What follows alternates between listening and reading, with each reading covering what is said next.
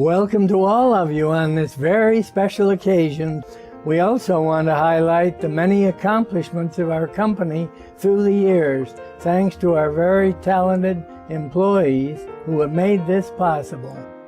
At first we thought starting a little company was an impossible dream, as Marlan already had great expectations of what he wanted to accomplish.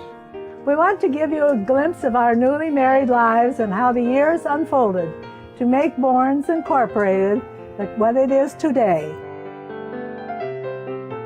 Marlan and Rosemary both grew up on farms. Marlan was the only child of Frank and Bernice Bourns.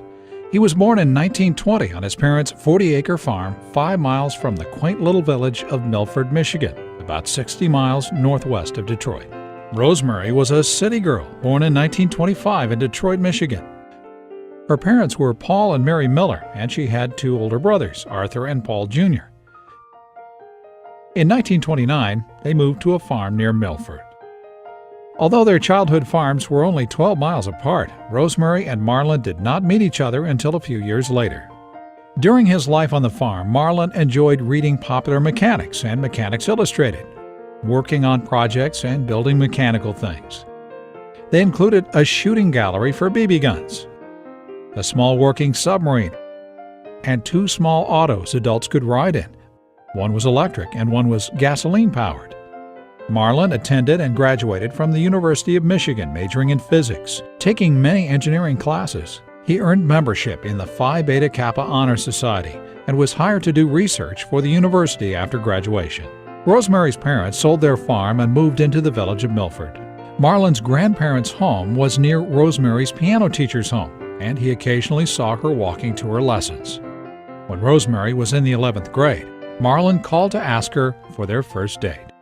Rosemary graduated from Milford High School. Then she entered the University of Michigan, majoring in education with a minor in anthropology, and graduated in 1947. While Rosemary was attending the University of Michigan, Marlan had been transferred by the University of Michigan to work at the California Institute of Technology. Marlan drove back to Michigan for Rosemary's university graduation, and 3 weeks later, they were married. The newlyweds spent their honeymoon driving to California. Soon after their arrival in California, Marlan and Rosemary launched Bourns Laboratories in Pasadena on a shoestring. Their garage served as the drafting area, research lab, and manufacturing facility for their new company. Their initial products included the first miniature linear motion and vane potentiometers, altimeters, and pressure transducers. These instruments, designed for aerospace applications, had to meet military specifications. Their applications were for flight monitoring and control on several new missiles being developed. From the descriptive sheets Rosemary had typed, they obtained only a few small orders. Then they were overjoyed to obtain a very large $17,000 order while they were at Consolidated Vultee Aircraft Company in San Diego. This was their first big order to make a dream come true. Our employees came into our home to use our little kitchen stove and refrigerator for hot and cold testing to assure our products met military specifications. I kept the records in our tiny office in the side porch. Back in those early years, Rosemary and I drove across the United States with our hand-typed product sheets, selling to customers and discovering other products the engineers might need. By 1949, 8 employees were working in their tiny garage, and it was time to move to bigger quarters. A 20 by 50-foot storefront building was rented nearby in Pasadena. In 1950, the Riverside Chamber of Commerce and other Riverside local business people made several visits to Pasadena, urging the company to relocate in Riverside. The company moved into a rented 8,000 square foot facility in Riverside, which rapidly grew to 25,000 square feet. The worldwide headquarters of Bourns remains in Riverside today. In 1952, Bourns was incorporated. That same year, Marlan designed the first trim pot potentiometer, and the company started producing it. I stayed home one day because I wasn't feeling well. While at home, I drew and dimensioned a new, radically different adjustment potentiometer, very much smaller than any other available potentiometers. I gave the new product the name Trim Pot now an important registered trademark of our company. Marlan obtained several patents from the trim pot device in 1953, and he also has 91 patents on various other inventions. The trim pot potentiometer received widespread attention when it was introduced at the ISA, Instrument Society of America, in Cleveland, Ohio in 1952. This product and many variations and miniaturizations of it became a universally accepted electronic component, generating worldwide demand for use in equipment such as instrumentation, radar, communication, and test equipment. The 54-year-old trim pot potentiometer has been one of the company's highest volume and most popular product lines.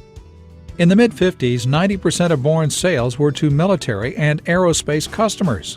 With the birth of satellites in 1957 and the development of the U.S. space program, Bourns was perfectly positioned to play a crucial role in putting America in the forefront of new technology. In 1959, Bourns Laboratories became Bourns Incorporated. In 1962, a new headquarters and manufacturing facility was built at 1200 Columbia Avenue in Riverside. Other Bourns plants began to appear around the world. In 1968, Bourns' first plant in Mexico, Bourns to Mexico, opened. Today, this plant manufactures a broad range of products, including trim pot potentiometers and industrial sensors and controls.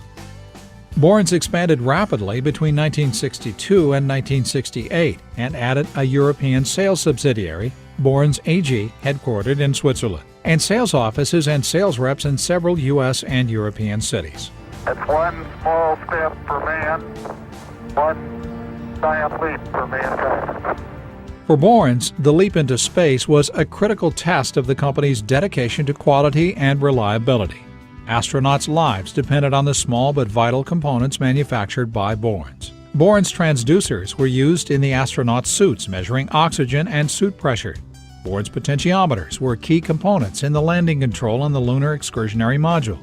In total, more than a dozen Bourns products played roles in the Apollo space program, including man's first moon landing in 1969. Even with such spectacular successes as the Apollo program, Bourns realized the need to continue diversifying and to explore non-aerospace uses for the company's electronic devices. In 1980, the company constructed a new trim pot plant near San Jose, Costa Rica. Bourns made Asia a major priority for new business by adding new sales offices in Hong Kong, Singapore, Korea, Taiwan, and Shanghai, China, and manufacturing facilities in Linkou, Taiwan, and Xiamen, China.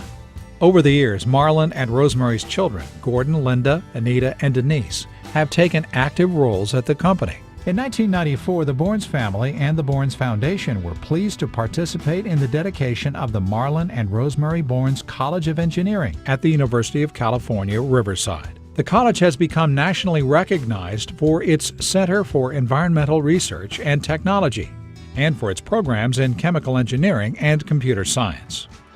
Marlan and Rosemary had a simple philosophy: provide unique, high-quality products, responsive service, and exceptional value.